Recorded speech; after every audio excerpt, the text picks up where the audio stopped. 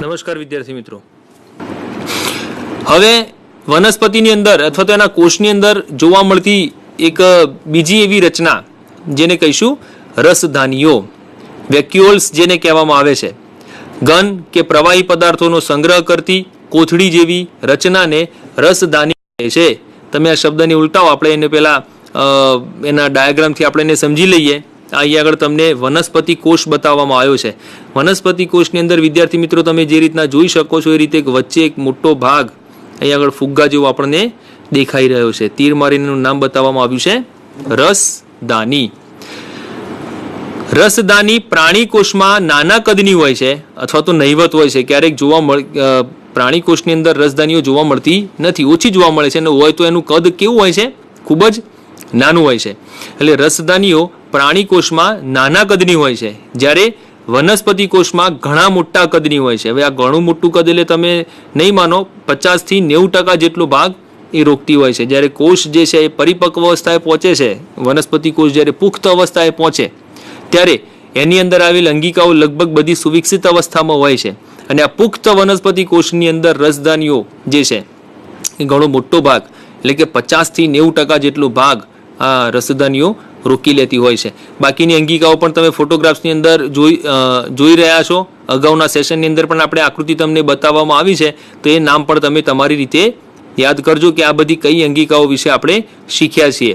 અત્યારે હાલ આપણે આ રસદાની વિશે વાત કરી રહ્યા છીએ. વનસ્પતિ કોષના અગત્યના ઘણા દ્રવ્યોનો સંગ્રહ રસદાનીમાં થાય છે, જેનાથી તે ભરાયેલી હોય છે. હવે આ રસદાની જે છે એની અંદર રસ છે, અહીંયા આગળ શબ્દ આવ્યો છે રસ, અને દાની એટલે જગ્યા, કોઈ સંગ્રહ કરવા માટેની જગ્યા. તો આ રસને સંગ્રહ કરવા માટેની જગ્યા છે. હવે રસને સંગ્રહ કરવાની જગ્યા હોય તો કયા પ્રકારનો રસ એની અંદર સંગ્રહ થવાનો છે, કયો પદાર્થોની અંદર સંગ્રહ થશે? તો રસદાનીઓની અંદર ઘણા ઉપયોગી દ્રવ્યો, ઉપયોગી અર્થમાં કે જ્યારે વનસ્પતિ પોતે જે દેહધાર્મિક ક્રિયાઓ કરે છે એ વખતે બનાવેલા જે કંઈ પણ ઉપયોગી દ્રવ્યો છે, પોષક દ્રવ્યો છે, આ રસદાનીઓની અંદર એ દ્રવ્યોનો સંગ્રહ થાય છે. એટલે કે ઉપયોગી દ્રવ્યો રસદાનીની અંદર સંગ્રહ થતા હોય છે, અને ઘણી વખતે ઉત્સર્ગ દ્રવ્યો પણ રસદાનીની અંદર જમા થતા હોય છે. એનાથી રસદાની જે છે એ ભરાયેલી રહેતી હોય છે. આ દ્રવ્ય તરીકે એમિનો એસિડ્સ હોઈ શકે, શર્કરા હોઈ શકે, વિવિધ કાર્બનિક એસિડ્સ હોઈ શકે, કેટલાક પ્રોટીન્સ પણ હોય છે. તો જે દ્રવ્યનો સંગ્રહ થાય છે દ્રવ્ય તરીકે શું હોય? એમિનો એસિડ, શર્કરા, વિવિધ કાર્બનિક એસિડ, પ્રોટીન, આ બધું જ જે છે એ રસદાનીની અંદર સંગ્રહ થતું હોય છે, રસદાનીની અંદર સ્ટોર થતું હોય છે. અમીબા જેવા એકકોષીય સજીવમાં રસદાનીઓ ખોરાકનો સંગ્રહ કરે છે, જેને અન્નધાની કહેવામાં આવે છે. અહીં આગળ રસદાનીનું નામ બદલાયું. બહુ આગળના સેશનની અંદર આપણે વાત કરી ચૂક્યા છીએ અમીબા વિશે. અનિયમિત આકારનું પ્રજીવ સમુદાયનું એ સજીવ છે. તો એ એક જ કોષ ધરાવે છે. જ્યારે આપણે એક કોષીય અને બહુકોષી સજીવો વિશેની વાત કરીએ વખતે અમીબા પેરામિશિયમ વિશે આપણે વાત કરી ચૂક્યા છીએ. તો અમીબાનું શરીર જે છે એક જ કોષવાળું છે. હવે એની અંદર જે આ સજીવની અંદર એટલે કે અમીબાની અંદર ખોરાકનો સંગ્રહ જેમાં થતો હોય છે એ રસદાનીને અન્નદાની કહેવામાં આવે છે. કદાચ તમને એવું થાય કે ભાઈ હમણાં એવી વાત થઈ કે ભાઈ વનસ્પતિની અંદર રસદાની જોવા મળે છે, પ્રાણીઓની અંદર જોવા મળતી નથી. પણ જોવા મળતી નથી એમ નહીં, જોવા મળે છે તો ખૂબ નાના કદની હોય છે. અમીબાનું કદ પોતાનું ખૂબ નાનું છે, અને એની અંદર જોવા મળતી જે રસદાની જે છે એ સ્પેશિયલ કામ કરે છે ખોરાક સંગ્રહ કરવાનું, અને એના માટે એને સ્પેશિયલ નામ મળે છે અન્નધાની. એટલે અમીબાની અંદર જે રસદાની છે એને આપણે અન્નધાની તરીકે ઓળખીશું. અન્ય કેટલાક એકકોષી સજીવો વિશિષ્ટ પ્રકારની રસદાનીઓ પણ ધરાવે છે, જેના દ્વારા વધારાના પાણીનો અને કેટલાક નકામા પદાર્થોનો કોષમાં ત્યાગ કરે છે. અહીં આગળ સૌથી પ્રથમ લીટીની અંદર એણે ઘણા દ્રવ્યોનો સંગ્રહ રસદાનીમાં થાય છે એવી વાત કરી. પછી બીજી લાઈનની અંદર એણે જે ઉપયોગી દ્રવ્યો છે એની વાત કરીને અત્યારે છેલ્લી લાઈનની અંદર આપણને એમ કહે છે કે ભાઈ વધારાના પાણીનો અને કેટલાક નકામા પદાર્થોનો કોષમાંથી એ ત્યાગ કરે છે. હવે એવા પદાર્થો છે કે જે વનસ્પતિની ચયાપચયની ક્રિયાઓ દ્વારા ઉત્પન્ન થયા છે, એનો ઉપયોગ એનો ઉપયોગ હવે વનસ્પતિને કે સજીવને હવે નથી. તો કોષની અંદર એવા દ્રવ્યોને છૂટાછવાયા રાખી ના શકાય. તો એવા દ્રવ્યોનો સંગ્રહ કરવા માટેની આ જગ્યા જે છે એ રસધાની છે. ટૂંકમાં આપણને એટલી ખબર પડે છે કે રસધાનીઓ જે છે એ ઉપયોગી કામના એમિનો એસિડ, શર્કરા, કાર્બનિક એસિડ, પ્રોટીન આ બધા ઉપયોગી છે. આવા ઉપયોગી દ્રવ્યોનો પણ સંગ્રહ કરે છે. સાથે સાથે જે વધારાનું છે, નકામું છે, એવા પદાર્થોનો પણ સંગ્રહ કરે છે અને એને કોષમાંથી ત્યાગ કરે છે, મતલબ કોષની અંદરથી એને બહાર મોકલી દે છે. રસધાનીઓ કોષને આશુનતા અને બરડતા આપે છે. અહીંયા આગળ બે શબ્દ છે, એક છે આશુનતા અને બીજું છે બરડતા. આશુનનો અર્થ એવો થાય છે કે તૃપ્ત છે. આપણે જ્યારે કોષની અંદર પાણીનું પ્રમાણ બરોબર વ્યવસ્થિત ભરાયેલું હોય ત્યારે આપણે એને કહીએ છીએ કે કોષ આશુન છે, પાણીથી આશુન બન્યો છે. જ્યારે આપણને તરસ લાગ્યો અને આપણે પાણી પીએ 1 ગ્લાસ 2 ગ્લાસ, પછી આપણે એનાથી તૃપ્ત થઈ જતા હોઈએ છીએ. એનો અર્થ થાય કે આપણે આશુન બન્યા છીએ. આશુનનો અર્થ એવો થાય કે સંપૂર્ણ ભરાયેલું. કોષની અંદર બાકીની અંગિકાઓ અને કોષ રસ તો હોય છે, પણ જે થોડી ઘણી જગ્યા કે જે થોડી ઘણી એના કારણે લચીલાપણું રહે છે એને દૂર કરવા માટે રસધાનીઓ જે છે કોષને આશુનતા આપે છે. રસધાનીઓના કારણે કોષની અંદર બાકીની બધી જ અંગિકાઓ જે છે પોતાની જગ્યા ઉપર સ્થિર રહે છે, પોતાની જગ્યા ઉપર એ સ્થાયી રહે છે. નહીતર જો રસધાનીઓ જેવી રચના એની અંદર ન હોય તો બાકીની અંગિકાઓ જે છે એ પોતાનું સ્થાન છોડી પણ શકે છે. એટલે રસધાનીના કારણે આ બધી અંગિકાઓ જે છે અંગિકાઓ પોતાની જગ્યાએ સ્થિર રહી શકે છે, પોતાનું સ્થાન જાળવી શકે છે. કોષ જે છે આખો આશુન બને છે, ખાલી કોષ રહેતો નથી. અને બીજું છે રસધાનીઓ કોષને બરડતા આપે છે. બરડતા એ અર્થની અંદર વાપરવામાં આવેલો શબ્દ છે કે કોષના કારણે એનો જે આકાર જે છે એ રસધાનીના કારણે કોષનો આકાર જે છે વ્યવસ્થિત રીતે જળવાઈ રહેશે. કોષના આકાર સાથે એક બીજી વાત પણ આપણે અગાઉ કરી ચૂક્યા છે, કોષ દિવાલ, કોષરસ પટલ. આ કોષરસ પટલ અને કોષ દિવાલ આ બંને જે છે એ બંને વનસ્પતિ કોષ અથવા પ્રાણી કોષને આકાર આપવા માટે જવાબદાર છે. કોષનો આકાર જળવાઈ રહેવો એ જરૂરી છે. તો રસધાની પણ પોતાનો ફાળો એની અંદર આપે છે. એટલે કે કોષ જે છે સંપૂર્ણ ભરાયેલો લાગે, વ્યવસ્થિત કોષનો આકાર જળવાઈ રહે, એટલા માટે આ રસધાનીઓ કોષની અંદર જરૂરી છે. તો આ જે રસધાનીઓની જે વાત છે, આમ પ્રત્યેક કોષ પોતાની રચના નક્કી કરે છે અને કાર્ય કરવાની ક્ષમતા ધરાવે છે. પ્રત્યેક કોષ પોતાની રચના નક્કી કરે છે અને કાર્ય કરવાની ક્ષમતા ધરાવે છે. આનો અર્થ અહીંયા આગળ આખા પ્રકરણની અંતે આપણને એટલી ખબર પડે છે. રસધાનીઓ તમારા પાઠ્યપુસ્તકની અંદર રસધાનીઓની જે વાત આવે છે ત્યાં સુધી અંગિકાઓની વાત છે, એટલે કે ધોરણ 9 ની અંદર આપણે અંગિકાઓની વાત ત્યાં સુધી જ કરવામાં આવી છે, બાકીની વિશેષ અંગિકાઓ વિશે વાત નથી. અહીંયા આગળ અત્યાર સુધીની જેટલી પણ વાત થઈ છે આ પ્રકરણના અનુસંધાનની અંદર, એના આધારે આપણે એમ કહી શકીએ કે પ્રત્યેક કોષ જે છે એ પોતાની રચના નક્કી કરે છે, કાર્ય કરવાની ક્ષમતા ધરાવે છે. દરેક કોષની રચના જે છે એ સજીવ પ્રમાણે જુદી જુદી હોય છે. કેટલીક બાબતો એવી છે કે જે દરેક કોષની અંદર આપણને એક સરખી જોવા મળે છે, પણ એ સિવાય દરેક અંગિકા દરેક કોષની અંદર હોય જ એ જરૂરી નથી. કેટલીક અંગિકાઓ જે છે એ અમુક કોષની અંદર હોય છે. હા, સાથે સાથે એ પણ છે કે કોષ એ પોતાની જરૂરિયાત મુજબ પોતે કઈ પરિસ્થિતિમાં રહે છે, પોતે કેવા પ્રકારના સજીવના શરીરનો કોષ છે કે ભાગ છે, એના આધારે જે કાર્યોને કરવા પડતા હોય છે એ પ્રમાણે પોતાની રચના કોષ જે છે નક્કી કરતો હોય છે. જે અંગિકાની જરૂર પડતી હોય છે, જે અંગિકાની જરૂર નથી પડતી. કાર્ય પણ પોતાની રીતે કરવા માટે નક્કી હોય છે, સક્ષમ છે કે ભાઈ એ કોષ દ્વારા આ સજીવને કયા કાર્યોની જરૂર છે. કોષ એ પ્રકારના કાર્યો કરવા માટેની ક્ષમતા ધરાવે છે. બીજી વાત છે કે તેમના પટલનું આયોજન અને અંગિકાઓ વિશિષ્ટ રીતે આયોજનબદ્ધ બનેલી હોય છે. આથી કોષ પાયાનું સંરક્ષણકીય આયોજન ધરાવે છે. હવે અહીંયા આગળ આ શબ્દને આપણે ઉપરના વાક્યની સાથે અનુસંધાનની અંદર આપણે સમજીએ કે કેમ કોષ જે છે પોતાની રચના નક્કી કરે છે, કેમ એ કાર્ય કરવાની ક્ષમતા ધરાવે છે. કારણ કે એમાં પટલનું આયોજન જે છે એ પટલનું આયોજન ચોક્કસ હોય છે. પટલીય આયોજનનો અર્થ એવો કરવાનો છે આપણે કે એની અંદર જે પટલીય અંગિકાઓ છે ચોક્કસ વિશિષ્ટ રીતે આયોજન પામેલી હોય છે. આથી કોષ જે છે એ પોતાનું પાયાનું આયોજન ધરાવે છે. એકની એક વાત આપણને ઉપરની વાત જે છે આગળ રિપીટ કરે છે કે દરેક કોષ જે છે એ દરેક કોષ પોતાની રીતે પોતાની જરૂરિયાત મુજબ પોતાને જે પ્રમાણેના કરવાના છે એ પ્રમાણેનું પાયાનું માળખું, પાયાનું આયોજન જે છે એ કોષ ધરાવતો હોય છે. આ પ્રકારનું આયોજન કોષને શ્વસન, પોષણ, નકામા દ્રવ્યોને દૂર કરવા, નવા પ્રોટીનનું નિર્માણ કરવું, આવા કાર્યો કરવામાં મદદરૂપ થાય છે. તો આ પ્રકારનું આયોજન કોષની પાસે છે, એનાથી ફાયદો શું થયો? કયા કાર્યો?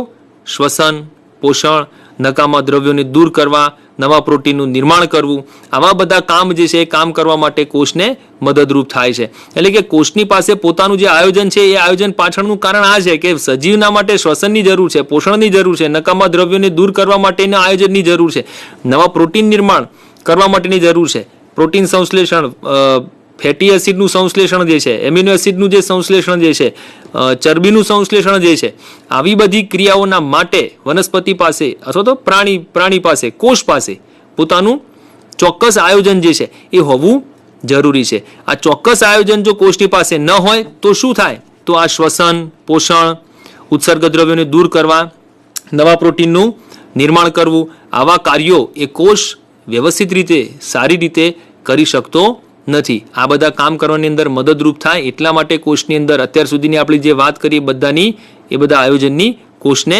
જરૂર છે. આમ કોષ તે સજીવનો પાયાનો બંધારણીય એકમ છે. બહુ શરૂઆતની અંદર આપણે આ વાક્યને બોલી ચૂક્યા છે, બહુ શરૂઆતની અંદર આ વાક્યને આપણે સમજી ચૂક્યા છે કે કોષ આ બધી દ્રષ્ટિએ જોવા જઈએ એટલે કે કોષ જે છે સજીવનો પાયાનો બંધારણીય એકમ છે. આખું સજીવનું જે બંધારણ છે એ કોષને આભારી છે.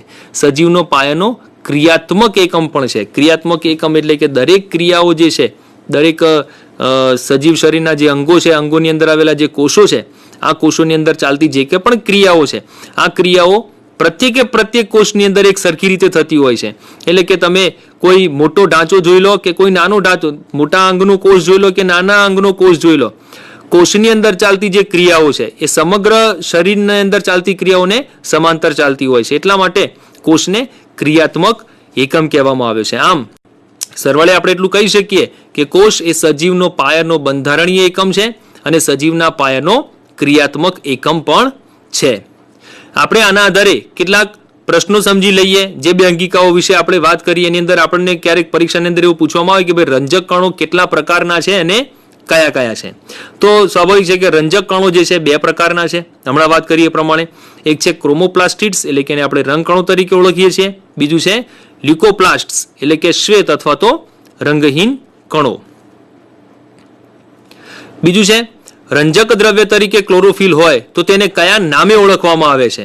હવે રંજક દ્રવ્ય તરીકે ક્લોરોફિલ જો દાખલ હોય તો એને હમણાં જ આપણે એની સરસ મજાની આકૃતિ સાથે આપણે વાત કરી તો એને કહેવામાં આવે છે ક્લોરોપ્લાસ્ટ. એટલે રંજક દ્રવ્ય તરીકે ક્લોરોફિલ હોય તો એ કણને, એ અંગિકાને આપણે ક્લોરોપ્લાસ્ટ તરીકે ઓળખીએ છીએ. વનસ્પતિ કોષમાં કેન્દ્રસ્થ રસધાનીઓ કોષનો કેટલો ભાગ રોકે છે? રસધાનીઓ આપણને ખબર છે વનસ્પતિ કોષની અંદર સૌથી મોટો ભાગ રોકે છે, તો એ 50 થી 90%, લગભગ 50 થી 90% જેટલો ભાગ જે છે એ આ રસધાનીઓ રોકતી હોય છે. એ સિવાય પણ આપણને આના આધારે ઘણા બીજા બધા પ્રશ્નો આપણને પૂછવા તો પૂછી શકાય અથવા તો આપણે એની અંદરથી નવા પ્રશ્નો પણ તારવી શકીએ છીએ. તો વિદ્યાર્થી મિત્રો, અત્યાર સુધીની જે વાત છે એ વાતમાં આપણા પ્રકરણનો અહીં આગળ એ અંત આવે છે. તો એક નજર આપણે આગળના આખા ચેપ્ટરના કે અત્યાર સુધી આપણે જે પણ વાત કરી છે એ પ્રકરણના એક ટૂંક સાર તરફ આપણે નજર કરી લઈએ, જેથી કરીને આખા ચેપ્ટરની અંદર આપણને કેટલીક બાબતો, કઈ બાબતો આપણે એની અંદર આપણે જોઈ ચૂક્યા છે, તો જોવાની છે અથવા તો સમજવાની છે, એનો આપણને ખૂબ ઝડપથી ખ્યાલ આવે. સૌથી પહેલી વસ્તુ છે કે કોષ સજીવનો પાયાનો આયોજનબદ્ધ એકમ છે. શરૂઆતની અંદર જ્યારે આપણે કોષ વિશેની વાત કરી એ વખતે આ વાક્યને આપણે જોઈ ચૂક્યા છે કે કોષ સજીવનો પાયાનો એકમ છે અને જેવો તેવો નથી, આયોજનબદ્ધ એકમ છે. અત્યાર સુધી તમે જેટલી પણ અંગિકાઓ તમે જોઈ, અત્યાર સુધી તમે જેટલી પણ બાબતો જોઈ, એના આધારે આપણને એટલી તો ખબર પડે છે કે ચાહે વનસ્પતિ કોષ હોય કે પ્રાણી કોષ હોય, આ વનસ્પતિ કોષ કે પ્રાણી કોષની અંદર આવેલી જે અંગિકાઓ છે, જેની રચના છે, કોષ દિવાલ, કોષ રસ પટલ, કોષ રસ, કોષ કેન્દ્ર, કોષની અંદર આવેલી અંગિકાઓ, આ બધું જ જે છે આ બધું જ આયોજનબદ્ધ છે. આ બધું જ જે છે એ આડાવળી નથી. બીજો મુદ્દો, કોષો કોષરસ પટલ દ્વારા આવરિત હોય છે જે લિપિડ્સ અને પ્રોટીન્સના બનેલા છે. કોષો કોષરસ પટલ દ્વારા આવરિત હોય છે જે લિપિડ અને પ્રોટીન્સથી બનેલા છે.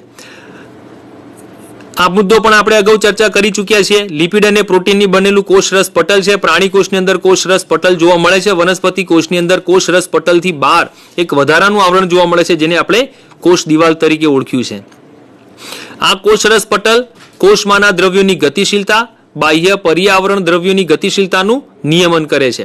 આપણે જ્યારે આશ્રુતિની ઘટનાની વાત કરી એ વખતે આ બાબત આપણે સમજી ચૂક્યા છે. અહીંયા આગળ એક વાક્યની અંદર એને બતાવવાનો પ્રયત્ન કરવામાં આવ્યો છે કે કોષરસ પટલ જે છે એ દ્રવ્યોની ગતિશીલતા ઉપર એનું નિયમન કરે છે. એ પછી અંદરથી બહાર જવાના હોય કે બહારથી અંદર આવવાના હોય, એ દ્રવ્યોની ગતિશીલતાનું નિયમન કોષરસ પટલ દ્વારા થતું હોય છે. આગળનો મુદ્દો છે કે વનસ્પતિની કોષ દિવાલ જે છે એ કોષરસ પટલની સૌથી બહારની બાજુએ આવેલી એક આવરણ છે. અને આ કોષ દિવાલ જે છે શાની બનેલી હોય છે? તો કે આ કોષ દિવાલ જે છે એ સેલ્યુલોઝની બનેલી હોય છે. તમને એ વખતે પણ જ્યારે આ મુદ્દાની ચર્ચા થઈ એ વખતે પણ કહ્યું છે, અને અત્યારે લાસ્ટની અંદર પણ એ બાબતને આપણે એ તરફ આપણે ધ્યાન દોરી દઈએ કે ભાઈ માત્ર વનસ્પતિ કોષની અંદર જ કોષ દિવાલ જોવા મળે છે, પ્રાણી કોષની અંદર કોષ દિવાલ જોવા મળતી નથી. અને વનસ્પતિની અંદર આવેલી આ કોષ દિવાલ જે છે એ કોષ દિવાલ શાની બનેલી હોય છે? તો કે કોષ દિવાલ જે છે સેલ્યુલોઝની બનેલી હોય છે. સુકોષ કેન્દ્રી કોષમાંનું કોષ કેન્દ્ર કોષરસથી દ્વિસ્તરીય પટલ દ્વારા સ્વતંત્ર હોય છે અને કોષની ક્રિયાઓનું નિયંત્રણ કરે છે. કોષની ક્રિયાઓનું નિયંત્રણ કરવા વાળો એકમ કયો છે? આ બહુ જ અગત્યની વસ્તુ છે. કોષની જે કંઈ પણ ક્રિયાઓ છે એ ચાહે હરિતકણથી થતી હોય, કણાભસૂત્રથી થતી હોય, રિબોઝોમ્સથી થતી હોય, અંતઃકોષરસ જાળ દ્વારા થતી હોય, કોઈ પણ અંગિકાથી થતી હોય, આ કોષની અંદર થતી જેટલી પણ ક્રિયાઓ છે આ ક્રિયાઓનું નિયંત્રણ કોણ કરે છે? તો આ ક્રિયાઓનું નિયંત્રણ જે છે એ કોષ કેન્દ્ર કરે છે. કોષ કેન્દ્ર કેવું છે? દ્વિસ્તરીય પટલ અને પાછું સુકોષ કેન્દ્રી કોષ, એટલે કે સુકોષ કેન્દ્રી કોષની અંદર જ આપણને કોષ કેન્દ્ર નામની અંગિકા તો કોષ કેન્દ્ર આપણને જોવા મળે છે.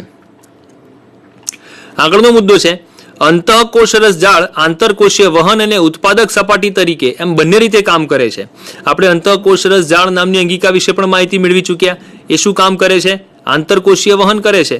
ઉત્પાદક સપાટી એની ઉપર આવેલા જે F1 પાર્ટિકલ્સ જે છે, F1 પાર્ટિકલ ઉર્જા નિર્માણની અંદર ભાગ ભજવે છે. આપણને એ વાત પણ અગાઉના સેશનની અંદર કરી ચૂક્યા છીએ.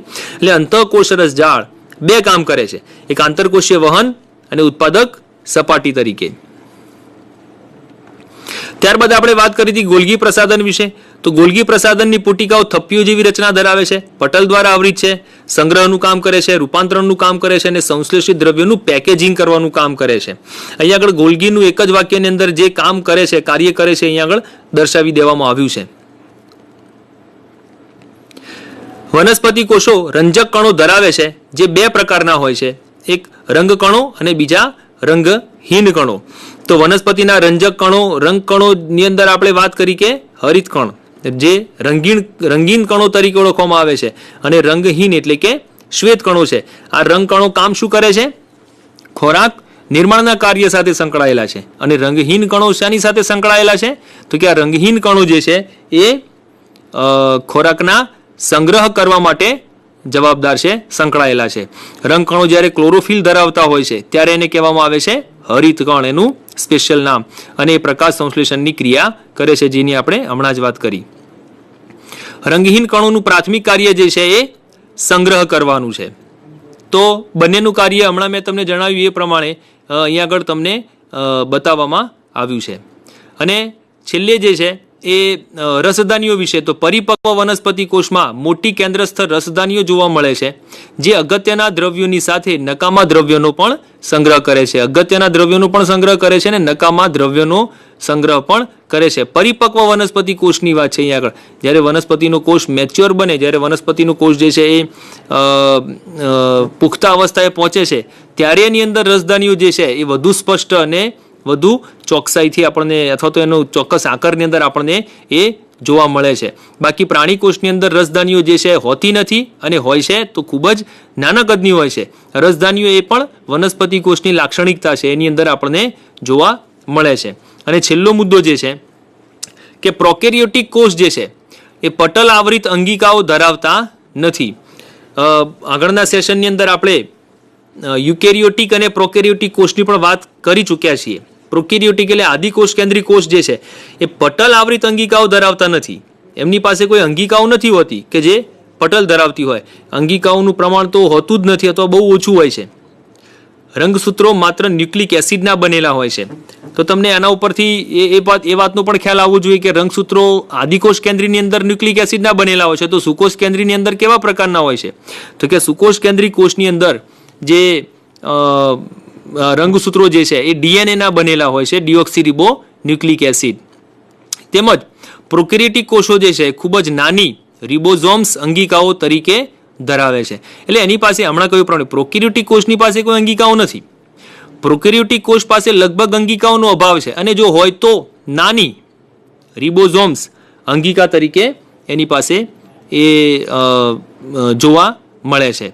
તો અત્યાર સુધીની આ જે આખા પ્રકરણની જે છે એ આખા પ્રકરણનો અહીંયા આગળ સાર છે. વિદ્યાર્થી મિત્રો, કોષ અને કોષ રચના, આ કોષનું જે એનો જે ઇતિહાસ છે, શરૂઆતમાં રોબર્ટ હુકથી માંડીને આખા એના પ્રકાર અને કોષીય અંગિકાઓ સુધીની જે વાત છે, આ અંગિકાઓ અને કોષ એ સજીવનો રચનાત્મક અને ક્રિયાત્મક એકમ છે. અત્યાર સુધીના અભ્યાસ ઉપરથી, અત્યાર સુધીની બાબત ઉપરથી આપણને એટલી તો ખબર પડે કે કોષ એ સજીવ શરીરના માટે ખૂબ જ અગત્યનું છે. સેલ એ સજીવ શરીરનો મૂળભૂત એકમ એટલા માટે જ કહેવામાં આવ્યો છે કે દરેક ક્રિયાઓ માટે કોષ જે છે એ બહુ જ અગત્યનું છે.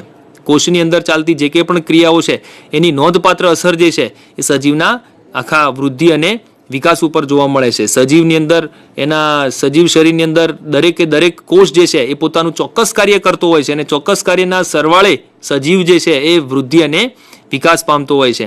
જો કોષની અંદર ચાલતી ચયાપચય ક્રિયાઓ, જો કોષની અંદર ચાલતી દેહધાર્મિક ક્રિયાઓ વ્યવસ્થિત રીતે, સારી રીતે ચાલતી હશે તો એ સજીવનો, એ ચાહે વનસ્પતિ હોય ચાહે પ્રાણી હોય, એ સજીવનો વૃદ્ધિ અને વિકાસ ખૂબ સારો જોવા મળે છે અને વ્યવસ્થિત રીતે જોવા મળે છે. જો સજીવને પૂરતું પોષણ મળે, સજીવને પોષણક્ષમ આહાર મળે, તો એના કોષની અંદર ચાલતી આ બધી જે જૈવ રાસાયણિક પ્રક્રિયાઓ છે એ ખૂબ સારી રીતે ચાલે, ખૂબ વ્યવસ્થિત રીતે ચાલે, અને કોષ સારા એવા પ્રમાણની અંદર ઉર્જા પેદા કરે, અને સજીવ જે છે એ પોતાનું કામ વ્યવસ્થિત રીતે કરી શકે છે. તો વિદ્યાર્થી મિત્રો, આ ચેપ્ટરને આપણે અહીંયા આગળ પૂર્ણ ઘોષિત કરીએ છીએ.